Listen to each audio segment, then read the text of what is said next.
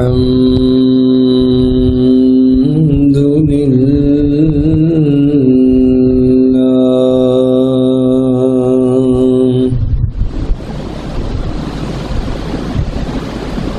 الحمد لله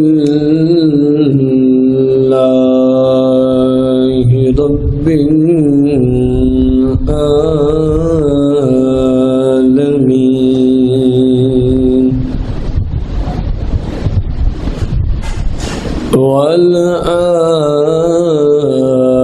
والعاقبة للمتقين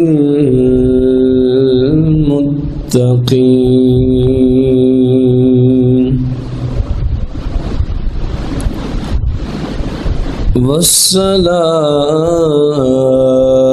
والسلام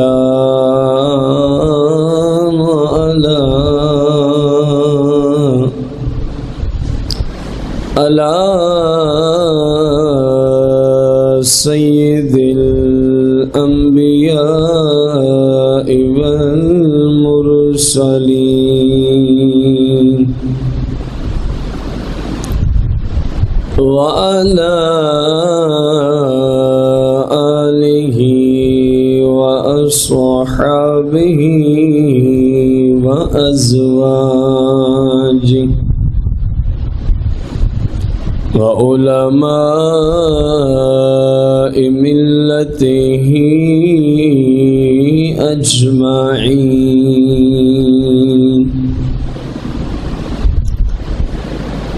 أما بعد فأعوذ بالله من الشيطان الرجيم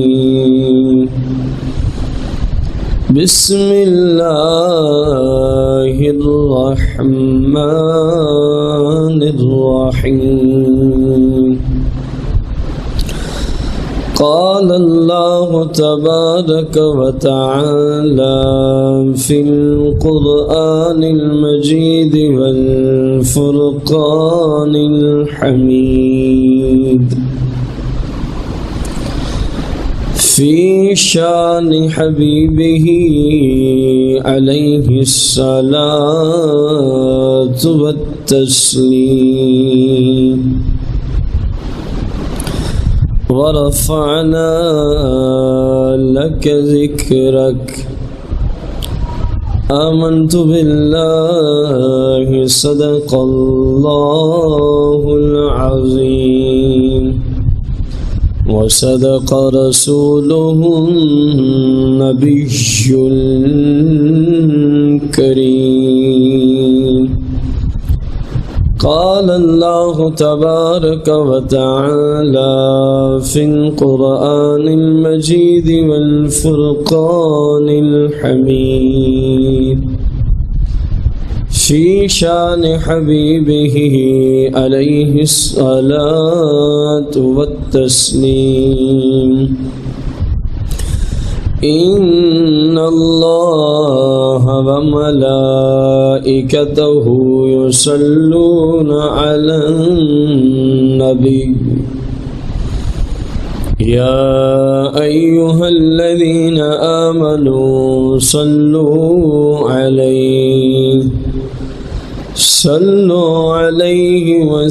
وسلموا تسليما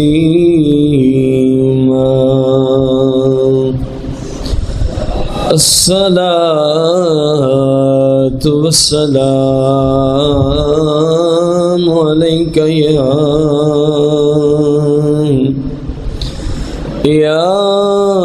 سيدي يا رسول الله الصلاة والسلام عليك يا سيدي يا حبيب الله الصلاة والسلام عليك يا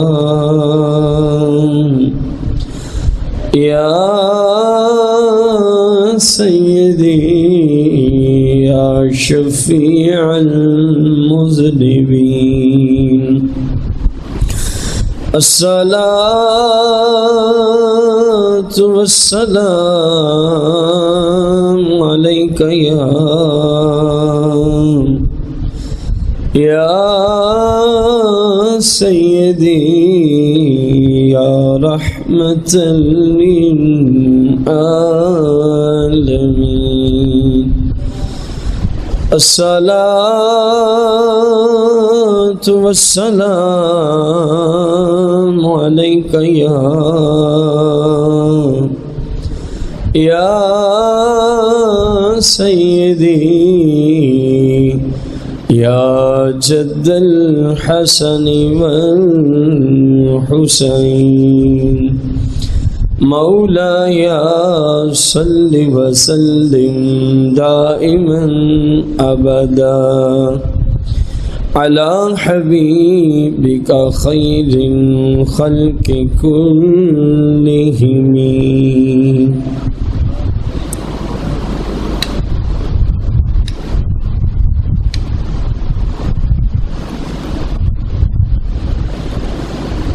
حمد و صلات کے بعد ہمارا آج کا موضوع حضور صلی اللہ علیہ وآلہ وسلم کو اللہ تبارک و تعالی نے ایسا بے مثل و بے مثال بنایا ہے کہ انبیاء میں بھی آپ کے مرتبہ کا اور کوئی نہیں ہے. قسط نمبر 6 ہے. حضور صلی اللہ علیہ وآلہ وسلم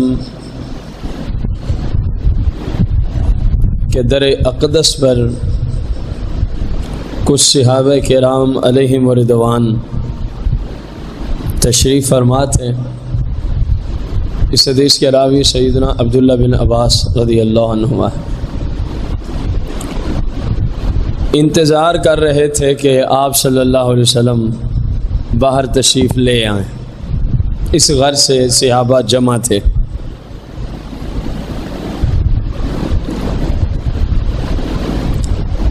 اسی اثناء میں صحابہ کرام علیہم رضوان میں یہ گفتگو شروع ہوتی ہے. ان نفوس قدسیہ میں ایک صحابی باقی مجمع میں یہ بیان کرتا ہے کہ دیکھو اللہ تبارک و تعالی نے جناب ابراہیم علیہ السلام کو کتنی اونچی شان عطا فرمائی ہے کہ اللہ کریم نے انہیں اپنا خلیل بنایا ہے. یہ خاموش ہوتے ہیں تو دوسرے صحابی بولتے ہیں، فرماتے ہیں دیکھو اللہ تبارک و تعالی نے جناب موسیٰ علیہ نبینا علیہ السلام کو کتنا اونچا مقام عطا فرمایا ہے کہ اللہ کریم نے ان سے بغیر کسی واسطے کے کلام فرمایا ہے. یہ خاموش ہو گئے. تیسرے صحابی صحابہ کا مجمع ہے اور آپ صلی اللہ علیہ وسلم کے در اقدس کے بالکل باہر بیٹھے ہیں، حتیٰ کہ یہ ساری گفتگو اندر بھی جا رہی ہے، یہ ساری گفتگو اندر بھی، اور آپ صلی اللہ علیہ وسلم کے انتظار میں ہی بیٹھے تھے تو یہ گفتگو چل نکلی. تیسرے صحابی بولے اور کہا کہ جناب عیسیٰ علیہ السلام کو اللہ پاک نے کتنی اونچا شان، کتنی اونچا مقام عطا فرمایا ہے کہ انہیں کلمۃ اللہ اور روح اللہ قرآن کہتا ہے. وہ خاموش ہوئے. چوتھے صحابی صحابہ کے مجمع میں بولتے ہیں، کہتے ہیں جناب آدم علیہ السلام کا کتنا اونچا مقام ہے. اللہ تبارک و تعالی نے آدم علیہ السلام کو صفی اللہ بنایا ہے. بس اسی اثناء میں نا تاجدار ختم نبوت صلی اللہ علیہ وسلم تشریف لے آتے ہیں. اب مزہ یہ ہے اللہ کے فضل سے، ایک ہوتا ہے نا کہ صرف امتی اپنے نبی کی شان بیان کرتے ہیں، اور ہم نے ایسا نبی پایا ہے ایسا محبوب علیہ السلام اللہ نے ہمیں عطا فرمائے جن کا مقام رب بھی بیان کرتا ہے، جب ضرورت ہو خود تاجدار ختم نبوت بھی بیان فرما دیتے۔ اب یہ گفتگو سن رہے تھے نا، ایک نے کہا جناب موسیٰ علیہ السلام کا بڑا مقام ہے، دوسرے نے کہا جناب ابراہیم علیہ السلام کا اونچا مقام ہے، تیسرے نے کہا جناب عیسیٰ علیہ السلام کا بڑا، حتیٰ کہ آدم علیہ السلام تک۔ میرے آقا علیہ السلام جب تشریف لائے، ارشاد فرمایا کہ میں نے تمہاری گفتگو سنی ہے، میں نے تمہاری گفتگو سنی ہے، اور جو تم ان کے اونچے مقام پر تعجب کر رہے تھے میں نے اس کو بھی ملاحظہ کیا ہے۔ تم ایک دوسرے سے کہہ رہے تھے نا، دیکھو ابراہیم علیہ السلام کا اتنا اونچا مقام ہے کہ اللہ پاک نے انہیں خلیل اللہ بنایا ہے۔ فرمایا یہ جو تعجب تم کر رہے تھے نا ان کے خلیل اللہ ہونے پر، میں نے اس تعجب کے بھی ملاحظہ کیا ہے۔ دوسرے نے کہا موسیٰ علیہ السلام کو اللہ نے بغیر کسی واسطے کے کلام کا شرف بخشا، اور تم اس بات پہ جو تعجب کر رہے تھے میں اس کو بھی ملاحظہ فرما رہا تھا۔ اور تم میں سے تیسرے نے کہا عیسیٰ علیہ السلام کو کلمۃ اللہ اور روح اللہ کہا گیا، اور تمہارا اس پہ تعجب کرنا میں اس کو بھی ملاحظہ کر رہا تھا۔ اور چوتھے نے کہا آدم علیہ السلام کو اللہ پاک نے صفی اللہ بنایا۔ فرمایا یہ ساری باتیں جس طرح تم نے کی ہیں بے شک ایسے ہی ہیں، اس سے کوئی انکار، بے شک وہ انبیاء علیہم السلام ایسے ہی ہیں جیسے تم نے کہا۔ پھر رسول پاک صلی اللہ علیہ وسلم نے ان کے وہ کلمات دہرائے۔ تم نے کہا نا کہ ابراہیم خلیل اللہ ہے، باقی میں بھی کہتا ہوں ابراہیم خلیل اللہ ہے۔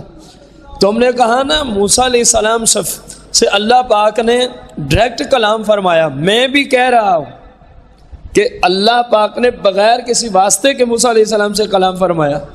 تم نے کہا عیسیٰ علیہ السلام کلمۃ اللہ روح اللہ ہے، میں بھی کہتا ہوں ایسے ہی ہے۔ تم نے کہا آدم علیہ السلام صفی اللہ ہے، میں بھی کہتا ہوں ایسے ہی ہے، اس میں کوئی شک، لیکن ہمیں بھی تو دیکھو نا۔ اب یہ جو اسلوب ہے حدیث کا جو آپ کے سامنے رکھا، فرمایا تم نے کہا یہ سچ ہے، سب کچھ اپنی جگہ مسلم ہے، لیکن فرمایا صحابہ میرا مقام بھی تو دیکھو نا، میرا مقام بھی تو دیکھو نا۔ الا وانا حبیب اللہ ولا فخر۔ اب تک صحابہ اور انبیاء کی شانوں پہ تعجب کر رہے تھے، اب سرکار علیہ السلام نبیوں میں بے مثل و بے مثال ہیں کہ آپ یہ بتانا چاہتے ہیں صحابہ یہ سب ٹھیک ہے، لیکن رب نے ہمارا جیسا ان میں سے کوئی نہیں پیدا فرمایا۔ اب آپ اپنا بے مثل و بے مثال ہونا خود بیان کر رہے ہیں اور صحابہ سن رہے ہیں، اور صحابہ اور اللہ پاک نے جو نیک بندے پیدا فرمائے جنہوں نے احادیث کو جمع کیا، احادیث کی چھان بین کے اصول بیان کیے، کس حدیث کو کس اعتبار سے لیں گے، کس کو رد کریں گے، اس حیثیت سے ان نفوس قدسیہ کے توسل سے آج 1400 سال بعد وہ سارا مصطفیٰ کریم علیہ السلام کا بیان ہم بھی سننے چلے ہیں جو آپ نے صحابہ کرام کو عطا فرمایا۔ فرمایا یہ سب ٹھیک ہے لیکن مجھے بھی تو دیکھو نا۔ میرے آقا علیہ السلام فرماتے ہیں اللہ سن لو، سن لو، انا حبیب اللہ ولا فخر۔ فرمایا میں اللہ کا حبیب ہوں لیکن مجھے اس پہ فخر نہیں ہے، میں مغرور بندہ نہیں ہوں، میں تکبر کرنے والا نہیں ہوں۔ وَأَنَا حَامِلُ لِوَاءِ الْحَمْدِ يَوْمَ الْقِيَامَةِ۔ فرمایا میں قیامت کے دن لواء الحمد اٹھائے ہوئے ہوں گا لیکن مجھے اس پہ کوئی فخر۔ فرمایا جو اب میرے رتبے ہیں کوئی نبی دکھاؤ نا جس کو اللہ نے یہ مقام عطا فرمایا ہو۔ اللہ سے آپ نے متنبع کیا، اللہ عربی گرامر کی روشنی میں آتا ہی اس وقت ہے، یعنی حمزہ لام الف وہ اللہ، ایک ہوتا ہے عین لام اور یا علا، اس کی بات نہیں ہو رہی۔ اللہ عربی میں استعمال ہی اس وقت ہوتا ہے جب کسی کو خاص طور پہ توجہ دلانا مقصود ہوتا ہے۔ تو میرے آقا علیہ السلام نے فرمایا ذرا توجہ کر کے سنو، یہ سب ٹھیک ہے لیکن جو مجھے رب نے مقام دیا وہ پورے باغ نبوت میں کسی نبی کو اللہ نے عطا نہیں فرمایا۔ گویا ہم نبیوں میں بے مثل و بے مثال ہیں، ہم نبیوں میں بے مثل و بے مثال ہیں۔ پھر میرے آقا علیہ السلام نے فرمایا تحتہ آدم فمن دون، میرے آقا علیہ السلام فرماتے ہیں میرے لواء الحمد کا تو یہ مقام ہوگا، آدم علیہ السلام سے لے کر عیسیٰ علیہ السلام تک سارے میرے جھنڈے کے سائے کے نیچے کھڑے ہوں گے، سارے میرے جھنڈے کے سائے کے نیچے کھڑے ہوں گے۔ اور میرے آقا علیہ السلام فرماتے ہیں کہ دیکھو نا، ان اول شافعین، قیامت کے دن سب سے پہلے شفاعت کا باب کس نے کھولنا ہے؟ فرمایا وہ رب نے مجھے مقام عطا فرمایا، وہ رب نے مجھے مقام عطا فرمایا، اور جن کی شفاعت اتنا زیادہ ہوگی وسعت کے اعتبار سے کہ کوئی اس کا مقابلہ نہیں کر سکے گا، فرمایا یہ بھی میرے رب نے مقام مجھے ہی عطا فرمایا ہے۔ پھر میرے آقا علیہ الصلوۃ والتسلیم ارشاد فرماتے ہیں یاد رکھو وَأَنَا أَوَّلُ، اور سب سے پہلے قیامت کے دن یحرک حلق الجنہ، سب سے پہلے جنت کے دروازے کی زنجیر جو ہے نا اس کو ہم نے ہی دستک دینی ہے، اور ہمارے لیے ہی وہ کھلے گا۔ اور یہ صحابہ یاد رکھو سب سے پہلے جنت میں ہی جاؤں گا، اور مزے کی بات وَمَعِيَ فُقَرَاءُ الْمُؤْمِنِينَ، فرمایا میرا تو مقام ہے ہی ہے، میں تو انبیاء میں بے مثل و بے مثال ہوں ہی ہوں، اور میرے غلاموں کا رتبہ صحابہ دیکھو، سب سے پہلے میں جاؤں گا، وَمَعِيَ فُقَرَاءُ الْمُؤْمِنِينَ، اور میری امت کے جو میرے سچے غلام ہوں گے سب سے پہلے میرے ساتھ جنت کو داخل ہو جائیں گے۔ فرمایا وَلَا فَخْرَ، لیکن میں ان باتوں پہ فخر نہیں کرتا، وَأَنَا أَكْرَمُ الْأَوَّلِينَ وَالْآخِرِينَ عَلَى اللَّهِ وَلَا فَخْرَ۔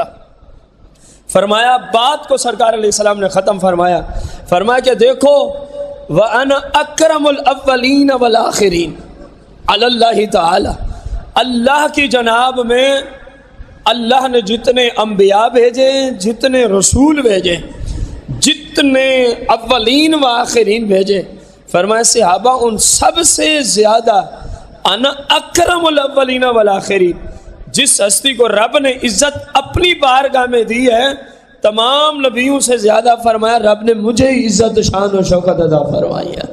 ولا فخر، فرمایا لیکن میں اس پہ کوئی فخر نہیں کرتا۔ اب آپ اندازہ لگائیں صحابہ کرام علیہم رضوان نے جو کچھ کہا تھا خود تصدیق فرمائی نا کہ یہ ٹھیک ہی ہے، یہ بات تمہاری ٹھیک ہی ہے، لیکن خاموشی نہیں اختیار فرمائی، فوراً اپنا مقام بیان کیا تاکہ آنے والوں کو پتہ چلے کہ انبیاء کے بہت اونچے اونچے مقام ہیں، لیکن جو رب نے مجھے مقام عطا فرمایا وہ کسی نبی کو بھی عطا نہیں فرمایا۔ اس لیے میرے آقا علیہ السلام نے فوراً یہ بیان ارشاد فرمایا۔ رسول اکرم نور مجسم صلی اللہ تعالی علیہ وآلہ وسلم ارشاد فرماتے ہیں، طویل حدیث ہے، حدیث کا پہلا حصہ ہم پیچھے ایک اور حدیث میں پڑھ رہے ہیں، حدیث کے آخری حصے کی طرف ہم جا رہے ہیں کہ میرے آقا علیہ الصلوۃ والسلام کو جو قیامت کے دن یا دنیا میں اللہ کریم نے جو مقام جو رتبہ عطا فرمایا ہے وہ کسی اور نبی کو عطا، اس جملے کے لیے حدیث کے آخری کلمات آپ کے سامنے رکھتے ہیں، کیونکہ پہلا جو حدیث کا حصہ ہے وہ پیچھے ہم پڑھ رہے ہیں۔ پہلے ایک مسئلہ سماعت فرمائیں، رسول اکرم نور مجسم صلی اللہ تعالی علیہ وآلہ وسلم کی شریعت مطہرہ کی روشنی میں جو مسلمان جنت میں جائیں گے، کہاں؟ ان کو جنت میں خدام دیے جائیں گے، ان کو جنت میں خدام یعنی نوکر، کیا دیے جائیں گے؟ نوکر دیے جائیں گے۔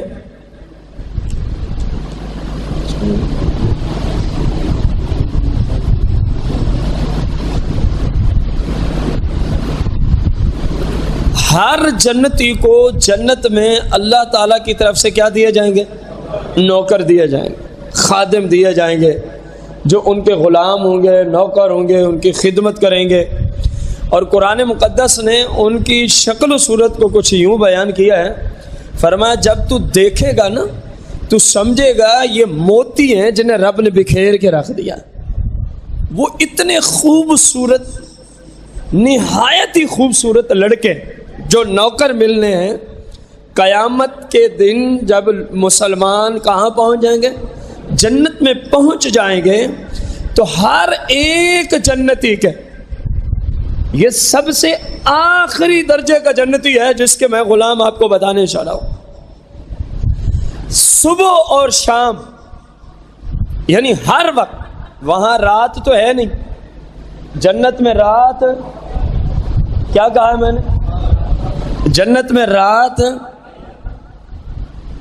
کیونکہ رات ہوتی ہے سونے کے لیے، آرام کرنے کے لیے، اور جنت میں نیند ہی نہیں ہے سرے سے، کیونکہ نیند ایک عیب ہے۔ اور آقا دو جہاں صلی اللہ علیہ وسلم کی کثیر احادیث کا مفہوم ہے کہ جنت میں رب جنتیوں کو ہر عیب سے پاک بنا دے گا۔ تو جنت میں نیند نہیں ہے، جنت میں رات نہیں ہے، جنت میں تھکاوٹ نہیں ہے، کوئی ایسی چیز نہیں ہے۔ عبد العباد بس عیش ہے، بس عشرت ہے، اور عین عالم شباب میں ہر شخص ہوگا، عین عالم شباب محسوس ہوگا۔ آج نہیں تو کل شاید کوئی داڑھی کا بال نکل ہے، لیکن عبد العباد نکلے گا نہیں، بس محسوس ہی ہوتا رہے گا۔ عبد العباد کبھی بھی کوئی داڑھی کا بال نہیں نکلے گا، محسوس ہوگا آج نہیں تو کل شاید نکلے، شاید نکلے، ہوگا نہیں، اس کی کوئی علامت بھی نہیں ہوگی۔ اب ایسے محل میں، ایسے مقدس جنت کے محل میں فرمایا جو سب سے نیچے والا جنتی ہوگا، جس سے نیچے کوئی اور جنتی، اور یہ بھی ساتھ فرمایا کہ وہاں کوئی ادنا ہے ہی نہیں، وہاں جو جہاں بھی ہے وہ اس اعتبار سے اعلیٰ ہی ہے، جو جہاں بھی ہے وہ اس اعتبار سے اعلیٰ ہی ہے، وہاں کوئی ادنا نہیں۔ لیکن سمجھانے کے لیے جنت میں درجات کے اعتبار سے جو آخری درجے والا جنتی ہوگا، جو آخری درجے والا جنتی ہوگا، اس کے پاس 15,000 نوکر ہر وقت موجود رہیں گے۔ کتنے نوکر ہوں گے؟ ہر جنتی، یہ اس سے نیچے اور کوئی نہیں ہے، اس سے آگے تو کسی کو غلام ہو سکتے ہیں، اس سے کم نہیں ہوں گے، یہ صرف خدمت گزار جو اس کی خدمت کے لیے کھڑے رہیں گے۔ اور قرآن کہتا ہے تو جب ان کو دیکھے گا تو کہتا ہے کوئی موتی اور ہیرے اور جواہرات ہیں جنہیں رب نے بکھیر کے تیرے سامنے کھڑا کر دیا، یہ تمہارے نوکر ہیں، اور جو رب نے تمہارے لیے بیویاں بنائی ہیں ان کے حسن کا عالم رب بھی بہتر جانتا ہے۔ جن کے نوکروں کا یہ عالم ہے، جن کے خادموں کا یہ عالم ہے، اور تعداد کتنی؟ 15,000، اندازہ لگائیں آپ، یہ ہر وقت جنتیوں کے لیے کھڑے رہیں گے۔ یہ تو مانا جو بات کرنی تھی، یہ تو اس بات کے لیے بات سنانی پڑی کہ جنت میں ہر شخص کو، یہ مسئلہ بیان اس لیے کرنا پڑا کہ اگر ہم اس کو بیان نہ کرتے تو بہت سارے کہتے کہ یہ کون سی کوئی ایسی صفت ہے جو صرف آپ کی ہے اور کسی نبی کے پاس نہیں ہے، یہ کون سی ایسی بات ہے۔ اس لیے اپیل کی، روایت پیش کی کہ جنت میں تو ہر جنتی کے غلام اور خادم ہوں گے۔ ہمارا موضوع چل رہا ہے کہ تاجدار ختم نبوت صلی اللہ علیہ وسلم انبیاء میں بھی بے مثلو، اس پہ میرے آقا علیہ السلام فرماتے ہیں، فرمایا جب محشر کے دن ہم محشر میں تشریف لائیں گے، ہم محشر میں تشریف لائیں گے، رسول اکرم نور مجسم صلی اللہ علیہ وسلم ارشاد فرماتے ہیں، یطوف علی الف خادم کأنہم بید مکنون ولؤلؤ منثور، او کما قال صلی اللہ علیہ وسلم۔ فرمایا جب ہم محشر کو تشریف لائیں گے، کس دن کی بات کی ہے؟ محشر کے دن تشریف لائیں گے، یطوف طواف کر رہے ہوں گے. علیہ میرا، علیہ میرا، کس دن کی بات ہے؟ محشر کے دن کی بات ہے. کون؟ 1000 خادم، فرمایا 1000 نوکر، 1000 خادم، 1000 غلام میرے ارد گرد میرے چکر اور طواف کاٹ رہے ہوں گے. اور ان کی حالت کیا ہے؟ کأنہم بید مکنون، گویا کہ وہ حفاظت میں چھپائے ہوئے انڈے ہیں، اتنے خوبصورت. وَلُؤْلُؤٌ مَنْثُورٌ، یا وہ موتی ہیں جن کو رب نے بکھیر کے رکھ دیا ہے، جن کو رب نے بکھیر کے رکھ دیا ہے. قیامت کے دن رسول اکرم صلی اللہ علیہ وسلم فرماتے ہیں ہم جب تشریف لائیں گے تو 1000 نوکر اور خادم ہمارے ساتھ آئے گا.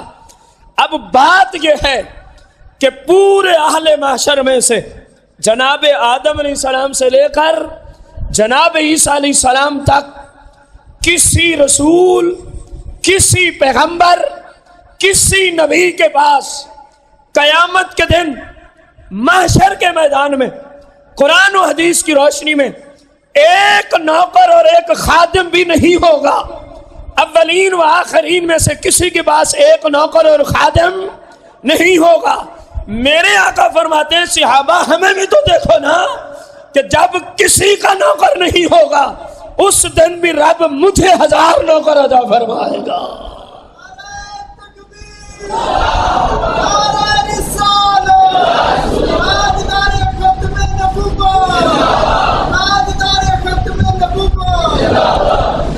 کتنے نوکر ہوں گے؟ اور وہ وہی ہوں گے جو لوگوں کو جنت میں جا کے مل رہے ہیں، جو لوگوں کو جنت میں.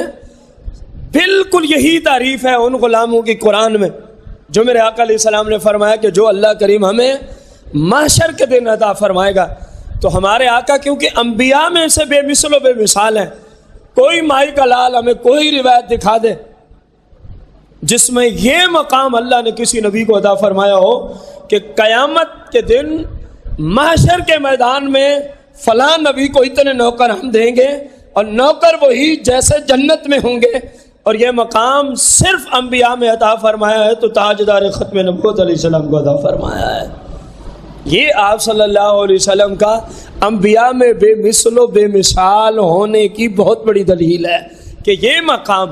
حالانکہ آپ کو پتہ ہے کہ قیامت کا دن کتنا مشکل ترین دن ہے، قیامت کا دن کتنا سخت ترین دن ہے جب کوئی کسی کا پرسان حال اللہ کے ہاں کتنا اونچا مقام ہے حضور صلی اللہ علیہ وسلم کا، تاجدار مدینہ صلی اللہ علیہ وسلم کا، کہ جب کوئی کسی کا پرسان حال نہیں اس دن بھی میرے آقا کے ارد گرد نوکر آپ کا طواف کر رہے ہوں گے. تو یہ ہے میرے آقا علیہ السلام کا اللہ کی جناب میں مقام. رسول اکرم نور مجسم صلی اللہ علیہ وسلم سے حضرت سیدنا جابر بن عبداللہ رضی اللہ عنہ روایت کرتے ہیں کہ حضور علیہ الصلوۃ والسلام نے ارشاد فرمایا انا قائد المرسلین، انا قائد میں تمام رسولوں کا رہبر و رہنما و پیشوا ہوں. تمام رسولوں کے رہبر، تمام رسولوں کے پیشوا، تمام رسولوں کے رہنما کون ہیں؟ تاجدار مدینہ علیہ السلام. کون ہیں؟ تاجدار مدینہ علیہ السلام. اور یہ مسئلہ یاد رکھے، اللہ نے جس کو رسالت کا شرف بخشا ہے وہ نبی لازمی ہوتا ہے، وہ نبی لازمی ہوتا ہے. ممکن ہے کوئی کہے نا آپ علیہ السلام تو فرما انا قائد المرسلین، انا قائد النبیین تو ہے ہی نہیں. تو اس لیے مسئلہ سمجھا رہا ہوں کہ جو بھی رسول ہوگا وہ نبی لازمی ہوگا، جو بھی رسول ہوگا وہ نبی. یہ ضروری نہیں جو نبی ہو وہ رسول بھی ہو، یہ ضروری نہیں ہے. اللہ نے بہت سارے انبیاء بھیجے ہیں جو نبی تو ہیں لیکن رسول، ایسا کوئی بھی رسول نہیں آیا جو رسول ہو اور نبی نہ ہو. یعنی ہر رسول نبی لازمی ہوتا ہے، ہر رسول نبی. اس لیے فرمایا انا قائد المرسلین، فرمایا ہم رسولوں کے بھی پیشوا ہیں، ہم نبیوں کے بھی پیشوا ہیں، ہم رسولوں کے بھی پیشوا ہیں، نبیوں کے بھی. آپ سے ایک سوال ہے، جو کسی قوم کا، کسی گروہ کا پیشوا ہوتا ہے، رہبر ہوتا ہے، رہنما ہوتا ہے، وہ اس گروہ، اس قوم سے افضل و اعلیٰ ہوتا ہے کہ نہیں ہوتا؟ یہی بات ہے نا، جو اس کا رہبر ہے، پیشوا ہے، رہنما ہے۔ اور میرے آقا علیہ السلام کیا فرما رہے ہیں؟ ہم تمام رسولوں اور تمام نبیوں کے پیشوا، رہبر اور رہنما ہیں۔ تو پھر کیا مسئلہ سامنے آیا کہ تمام نبیوں سے افضل و اعلیٰ تاجدار مدینہ کی ذات مبارکہ ہے۔ اور یہ آپ خود فرما رہے ہیں، انا قائد المرسلین، انا قائد المرسلین۔ فرمایا ولا فخر، ہر جگہ یہ جملہ ساتھ ہی دیا ہے۔ فرمایا اتنے اونچے مقام ہیں ہمارے، ولا فخر، لیکن مجھے ان مقامات پہ فخر نہیں ہے، میں غرور نہیں کرتا، میں تکبر نہیں کرتا۔ اصل میں یہ امت کو سمجھانا مقصود تھا کہ جب میں بے مثل و بے مثال ذات ہوں، الوہیت کے بعد اگر کوئی ذات ہے تو وہ ذات مصطفیٰ ہے۔ فرمایا دیکھو تو صحیح، الوہیت کے بعد جس ذات کا مقام، رتبہ اور شان ہے، وہ ہر جگہ جہاں بھی اونچے مقام کی بات آتی ہے ساتھ فرماتے ہیں ولا فخرا، میں تکبر نہیں کرتا۔ تو تم کون ہو کہ رب کی بارگاہ میں تکبر کرتے؟ یہ امت کو نصیحت ہے، امت کے لیے درس ہے۔ اور آپ کو کئی بار بتایا ہے قرآن و حدیث کی روشنی میں، سب سے بڑا متکبر انسان وہ ہے جو اپنے رب کے احکامات کو مان کر رب کی شریعت کی پیروی نہیں کرتا۔ قرآن و سنت کی روشنی میں سب سے بڑا متکبر انسان یہ ہے، سب سے بڑا متکبر انسان یہ ہے۔ لوگوں کے نظریات تو مختلف ہیں، لیکن قرآن و حدیث جس کو سب سے بڑا متکبر سمجھتے ہیں وہ ہے جو رب کی بات نہیں مانتا۔ اگر آپ سوچیں گے تو آپ کو سمجھ بھی آئے گی کہ یار اس سے بڑا بھی مغرور کوئی ہو سکتا ہے، اس سے بڑا بھی کوئی متکبر ہو سکتا ہے کہ وہ اپنے رب کی بات بھی نہیں مانتا۔ ذرا سوچیں نا ایک منٹ کے لیے، آپ کو بھی سمجھ آئے گی، اگرچہ آپ کے پاس دلائل نہیں ہے، لیکن یہ ایک جملہ ہی کافی ہے کہ جو اللہ کی بات نہ مانے وہ سب سے بڑا متکبر ہوگا کہ نہیں ہوگا؟ قرآن بھی یہی کہہ رہا ہے، حدیث مبارکہ یہی کہہ رہی ہے۔ اللہ کی بات کیا ہے؟ جو میرے آقا صلی اللہ علیہ وسلم نے ہمیں شریعت عطا فرمائی ہے، جس کام کے کرنے کا آرڈر دیا ہے اس کو کرنا اللہ کی بات کو ماننا کہلاتا ہے۔ جن کاموں سے قرآن و حدیث ہمیں روک رہے ہیں ان سے اپنے آپ کو روکنا، بچا کے رکھنا اللہ کے بات کو ماننا کہلاتا ہے، کیونکہ قرآن کہہ رہا ہے من یطع الرسول فقد اطاع اللہ، جس نے رسول صلی اللہ علیہ وسلم کا حکم آرڈر مان لیا فقد اطاع اللہ، حقیقت میں اس نے اللہ کا آرڈر مان لیا ہے، حقیقت میں اس نے۔ تو ذرا غور کیجئے گا کہ ہر اونچے مقام کے ساتھ جو بھی ایسا رتبہ جو انبیاء میں آپ کو ہی ملا اور کسی کو نہ ملا، فوراً ہی فرمایا ولا فخرا، فرمایا میں تکبر نہیں کرتا، میں مغرور آدمی نہیں ہوں، میں تکبر انسان نہیں ہوں۔ تو جب میں اتنا اونچا ہو کے بھی رب کی بارگاہ میں عاجزی اور ان کے ساری والی زندگی بسر کرتا ہوں تو تم تو کچھ بھی نہیں ہو۔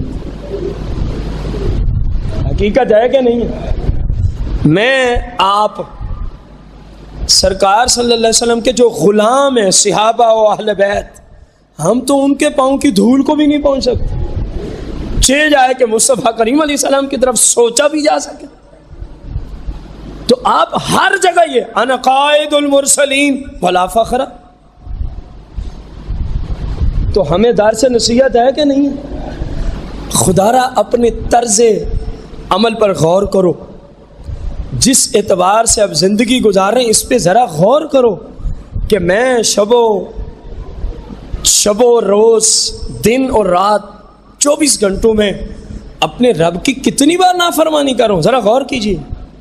ہر شخص کو اپنے معاملات کا پتہ، ہمیں کہنے کی کیا ضرورت ہے میرے کیا معاملات، آپ کو سبھی کا علم نہیں ہے لیکن مجھے پتہ ہے، آپ کو میرے انہی معاملات کا پتہ ہے جو میں آپ کے سامنے گزارتا ہوں۔ جب میں خلوت میں جاتا ہوں، اکیلا جاتا ہوں، آپ کو کیا پتہ میں کیا کرتا رہتا ہے؟ کسی کو پتہ نہیں پتہ۔ تو اسی طرح آپ کے معاملات بھی ایسے ہی ہیں، ہر وقت تو آپ دوسروں کے سامنے ہوتے نہیں ہیں، کبھی انسان جلوت میں ہے یعنی لوگوں کے اندر، تو کبھی خلوت میں ہوتا ہے۔ علیحدہ ہوتا ہے. تو ہر میرا بھائی بزرگ سوچے کہ جن کو رب نے اتنے اونچے مقام عطا فرمائے کہ ان سے اونچا سوائے ان کے رب کے اور کوئی، وہ ہر وقت جو یہ فرماتے ہیں ولا فخرا ولا فخرا ولا فخرا، آخر کوئی تو نصیحت ہے اس جملے میں کہ نہیں ہے؟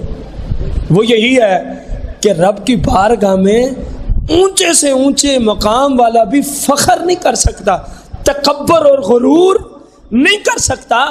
تو فرمایا تم تو میرے بھی امتی ہو، تم تو میری ذات پہ کلمہ پڑھنے والے ہو، اگر تم رب کی باتیں نہیں مانو گے، متکبر بن جاؤ گے، پھر سوچو تمہارا اجر کیا ہوگا. اور پھر فرمایا وَأَنَا خَاتَمُ النَّبِيِّينَ وَلَا فَخْرَ، فرمایا میرے رب نے مجھے وہ رتبہ دیا ہے جو کسی اور نبی کو نہیں دیا. نبوت کا سلسلہ صرف میری ذات پہ رب نے ختم فرمایا ہے اور کسی نبی کو یہ مقام نہیں ہے. فرمایا لیکن اس کے باوجود ولا فخر، میں متکبر نہیں، میں تکبر نہیں کرتا، میں تکبر. اندازہ لگائیں آپ، رسول اکرم نور مجسم صلی اللہ تعالی علیہ وآلہ وسلم ارشاد فرماتے ہیں، بڑی ہی پیاری روایت ہے، نبی اکرم صلی اللہ تعالی علیہ وآلہ وسلم نے حد کی اس روایت میں. فرمایا خیار و ولد آدم خمسہ، خیار و ولد آدم خمسہ، اللہ کی مخلوقات میں، اللہ کی مخلوقات میں اگر کوئی سب سے اونچے ہیں، اگر کوئی سب سے اونچے شان و مقام رکھنے والی ہستیاں ہیں تو خمسہ، کتنی ہیں؟ 5. خیار و ولد آدم، ابو البشر آدم علیہ السلام ہے نا، آدم علیہ السلام سے پہلے تو کوئی انسان نہیں ہے نا. تو فرمایا کہ تمام مخلوقات میں سے جو اللہ نے انسان بنائے ہیں، تمام میں سے خیار و ولد آدم خمسہ ہیں. ان سب سے اونچی شان والے کتنے ہیں؟ بلند آواز سے، سب سے اونچا مقام رکھنے والے کتنے ہیں؟ نمبر 1 نوح، جناب نوح علیہ السلام. نمبر 2 ابراہیم، جناب سیدنا ابراہیم علیہ السلام. نمبر 3 وموسیٰ، جناب سیدنا موسیٰ علیہ السلام. نمبر 4 وعیسیٰ، جناب سیدنا عیسیٰ علیہ السلام. نمبر 5 ومحمد صلی اللہ علیہ وآلہ وسلم. انہی نفوس قدسیہ کو اولو العزم رسول بھی کہا جاتا ہے.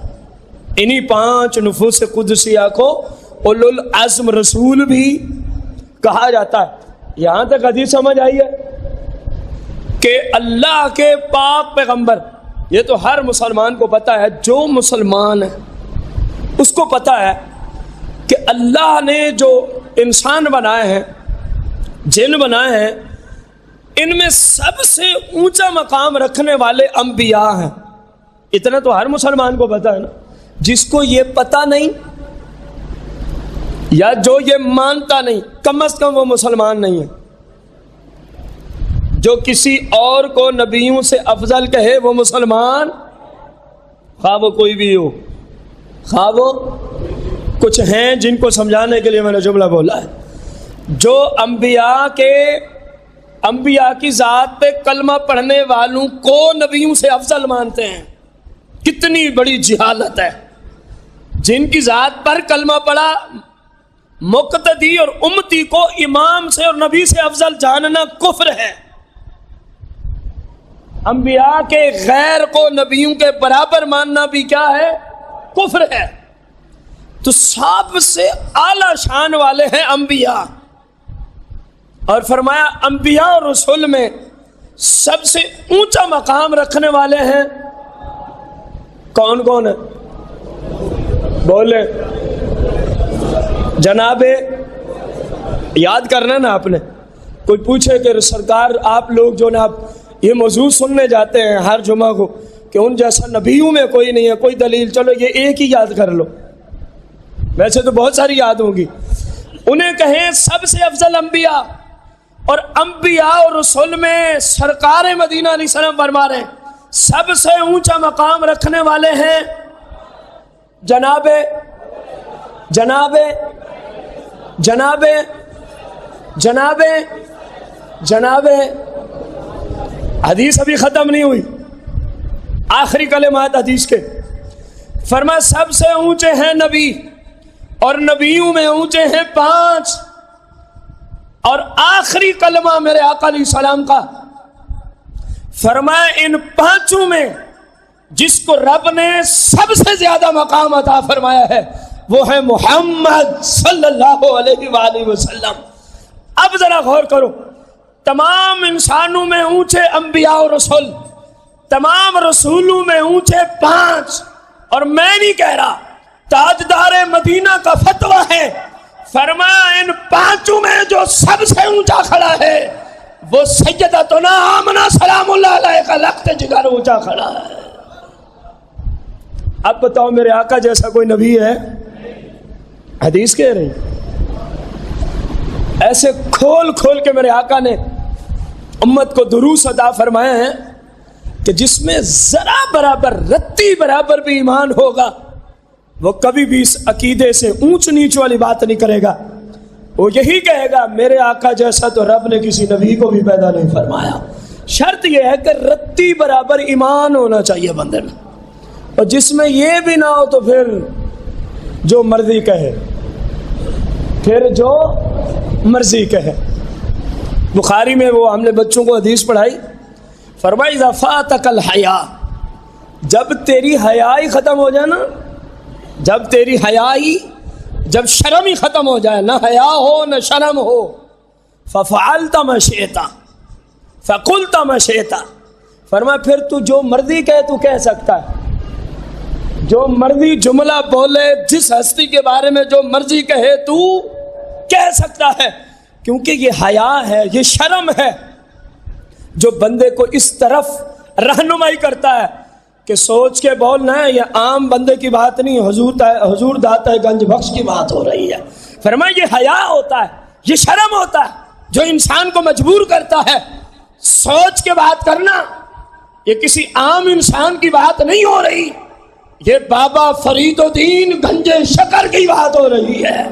فرمایا یہ حیا ہوتا ہے، یہ شرم ہوتا ہے، اور حدیث ہے نا الحیاء من الایمان او کما قال صلی اللہ علیہ وسلم، اگر یوں نہیں سمجھ آ رہی تو آپ سمجھ لینا الحیاء من الایمان، فرمایا حیا ایمان کا حصہ ہے، حیا ایمان کا، اور دوسری میں فرمایا جب حیا ہی نہ رہے، یعنی سرے سے ایمان ہی نہ رہے، اب تو جس کے بارے میں جو مرضی کہہ سکتا ہے، کیونکہ روکتا تو ہے بے شرمی سے ایمان اور حیا، اور تیرا حیا ہی نہیں، تیرا ایمان ہی نہیں۔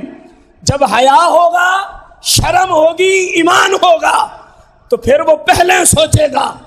یہ کسی عام ہستی کا ذکر نہیں، یہ ذکر ہے معین الدین چشتی اجمیری کا، ذرا سوچ کے بولنا پڑے گا۔ جب ایمان ہوگا، حیا ہوگا، شرم ہوگی، میں بات کو ختم کروں، تو پھر وہ پہلے سوچے گا۔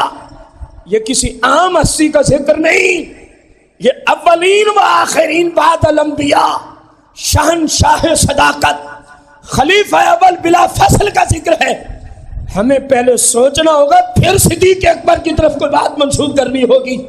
جب ایمان ہوگا، جب شرم ہوگی، جب حیا ہوگا، تو پھر پہلے سوچے گا کہ میں تو انبیاء کے تاجدار کا ذکر کرنے چلا ہوں، تو پہلے سوچے گا کہ یہ جملہ بولنا جائز بھی ہے ان کے بارے میں کہ نہیں۔ فرمایا جب حیا نہ ہو، جب شرم نہ ہو، جب ایمان نہ ہو، جب ایمان سے بندہ خالی ہو جائے، تو پھر اس کے منہ میں جو بھی آتا ہے وہ یہ نہیں دیکھتا کہ کس کے بارے میں کہہ رہا ہوں، وہ بول ہی دیتا ہے۔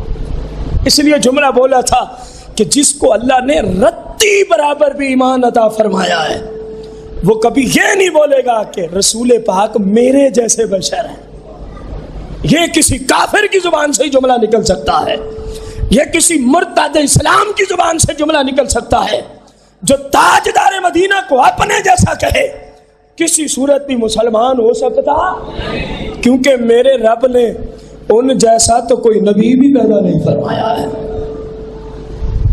میں نے کہا یا رسول پاک کی حدیث کہہ رہی ہے؟ حدیث نہیں، حدیث ہے۔ یہ تقریباً 6 گھنٹہ مکمل ہونے کو ہے، ایک ہی بات پہ چل رہے ہیں احادیث کی روشنی میں کہ مصطفیٰ جیسا رب نے کوئی نبی بھی پیدا نہیں فرمایا۔ تو 6 گھنٹے کے درس میں، کم و بیش 6 گھنٹے کے درس میں حدیثیں ایک تو نہیں پڑھی گئی نا، کثیر احادیث طیبہ آپ سن چکے ہیں۔ تو مسلمان یہی کہے گا میرے آقا جیسا رب نے کسی نبی اور رسول کو بھی پیدا، کیونکہ سرکار نے بات ختم کر دی، فرمایا سب سے اونچے کھڑے ہیں یہ، اور ان سے اونچا بھی رب نے مجھے بنا دیا ہے، ان سے اونچا بھی رب نے مجھے بنا دیا۔ اللہ کریم سے دعا گو ہے خالق لم یزل مجھے آپ سب کو حضور صلی اللہ علیہ وسلم کی وہی محبت، وہی مقام جو اللہ کریم نے آپ کو عطا فرمایا، قرآن و سنت کی روشنی میں سمجھ کر اسی طرح آپ کے ساتھ عقائد اور محبت کرنے کی اللہ توفیق عطا فرمائے، آمین بجاہ النبی الکریم علیہ الصلوۃ والتسلیم۔ اگلے جمعے پہ جو پہلی حدیث ہے انشاءاللہ ایمان کو تازہ کرے گی انشاءاللہ۔